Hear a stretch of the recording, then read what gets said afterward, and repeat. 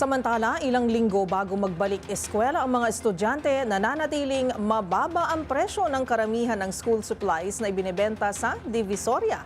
Ang mga naturang produkto aprobado at rekomendado rin ng Department of Trade and Industry o DTI para sa mga nais makatipid sa pasukan.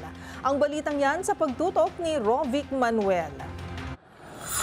Nananatili pa ring mababa ang presyo ng ilang mga gamit pang eskwela ilang linggo bago ang muling pagsisimula ng klase ngayong Hunyo.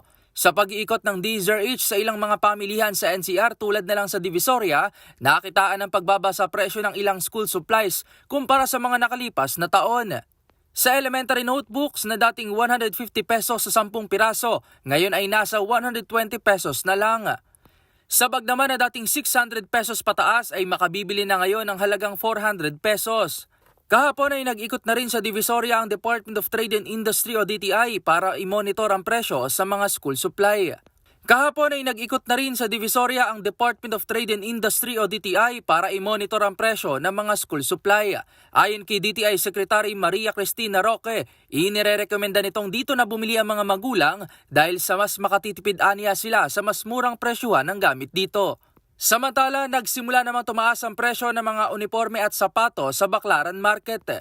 Ang polo at blouse ay tumaas ang presyo sa 180 pesos hanggang 280 pesos kada piraso mula sa dating 150 pesos hanggang 220 pesos. Sa pantalon, 350 pesos na mula sa dating 250 to 280. Palda naman na 350 pesos mula sa 250 pesos hanggang 280 pesos. Habang ang mga sando ay nasa 75 pesos hanggang 150 pesos mula sa dating 70 to 130 pesos. Sa sapatos naman na pamasok, naglalaro ang presyo mula sa 150 pesos hanggang 650 pesos, depende yan sa klase. Samantala, hindi naman gumalaw ang presyo ng mga school supply sa naturang pamilihan.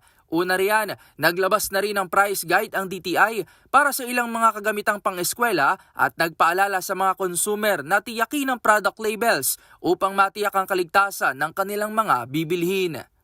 Una riyan, naglabas na rin ng price guide ang DTI para sa mga ilang gamit pang eskwela at nagpaalala sa mga consumer na tiyakin ang product labels upang matiyak na safe ang kanilang mga bibilhin. Para sa MBC TV Network News, ito si Rovic Manuel ng DZRH TV, una sa Pilipinas, una sa Pilipino.